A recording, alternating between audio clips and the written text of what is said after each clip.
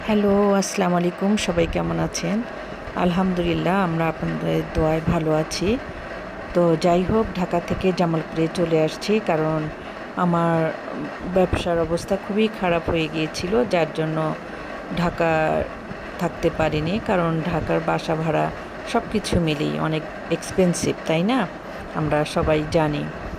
তো আমাদের জন্য একটু বেশি বেশি করে দোয়া করবেন, আমরা যেন আবারও একটু দাঁড়াতে পারি, এই আর কি।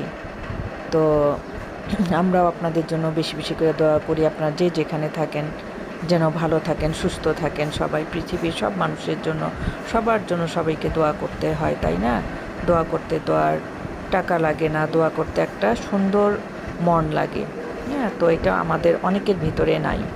সবাই শুধু, মানে সবাই না, সরি ভুল বলছি, সেটা হচ্ছে যে অনেকেই মানে মানুষের পিছনে লেগেই থাকে আর কি, যে হিংসা মনের ভিতরে। তো আল্লাহ ওনাদেরকে হেদায়েত দান করুক, এই দোয়া করি। তো আমার মনে অনেক কষ্ট, সেটা হচ্ছে যে আমি এখন আপাতত কোনো আত্মীয় স্বজন, বন্ধু বান্ধব কারোর সাথেই কথা বলতে চাচ্ছি না, কথা এখন আপাতত বলবো না। কারণ আমার অবস্থা খারাপ জন্য কেউ আমাদের ওরকম খোঁজখবর রাখে না। তো যাই হোক, আপনারা বুঝে নেবেন।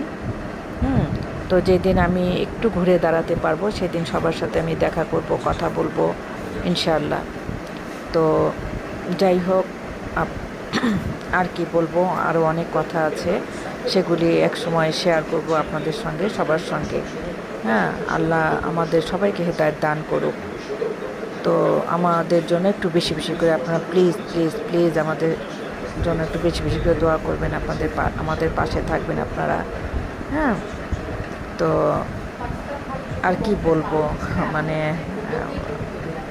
অনেক কিছুই বলতে ইচ্ছে হচ্ছে কিন্তু বলতে পারছি না। ওকে, থ্যাংক ইউ, ভালো থাকবেন। আল্লাহ হাফিজ, আসসালামু আলাইকুম রহমতুল্লাহি ওয়া বারাকাতুহু।